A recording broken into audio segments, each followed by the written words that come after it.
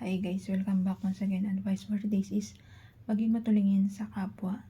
So, likas na yan sa atin kaya lang minsan talaga may mga taong hindi likas sa kanila yung pagtulong.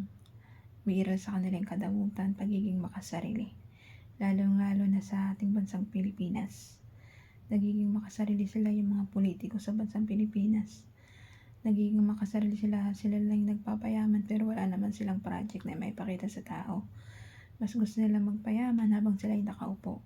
Kasi pag wala na sila, hindi na sila makapagnakaw sa buwis ng bayan.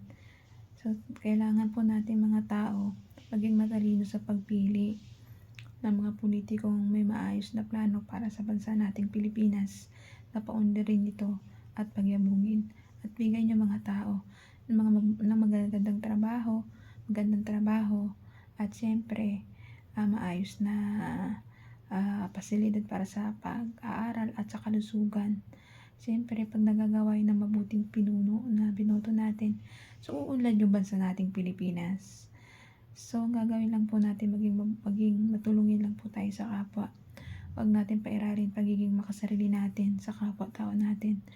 Pagkos, hindi naman natin madadala lahat ng kayamanan dito sa langit. Sa langit dito sa lupa. Yung mga pera, mga bagay, hindi natin madadala yan sa langit. Sinilang ka rito hubad. So, hindi natin madadala sa langit yan. Hubad ka rin na pupunta sa langit. Kumbaga, hindi mo madadala lahat ng mga bagay na pinaghirapan mo dito.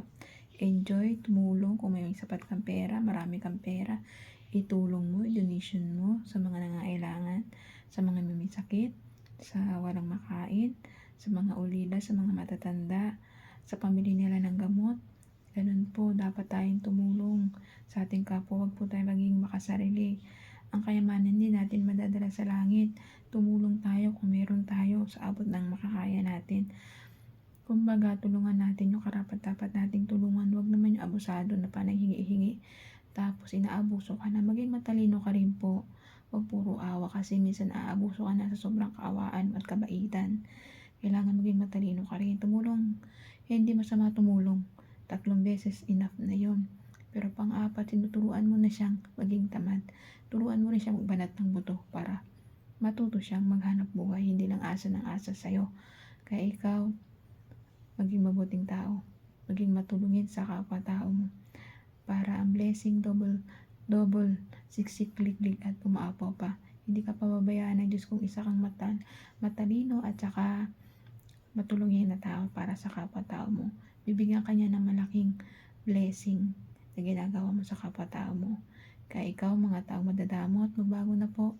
Habang maaga pa, habang may pagkakataon po kayo magbago, baguhin niyo na po yung sarili niyo. Kasing kaluluwa niyo babagsak sa impyerno pag hindi kayo nagbago. Ang kadamutan niyo, ang kayamanan niyo, hindi po niyo yan madadala sa langit. Pagkos, hubad din kayo pupunta sa langit na wala kayong dala. Hubad kayo binanganak, hubad din kayo pupunta sa langit na walang dala kahit isa. Kaya mga bagay na pinaghirapan nyo, ibigay, itulungan nyo na lang po sa kapwa-tao nyo nangangailangan ng tulong. Kaya hanggang dito lang po aking advice. Ingat po tayong lahat and God bless.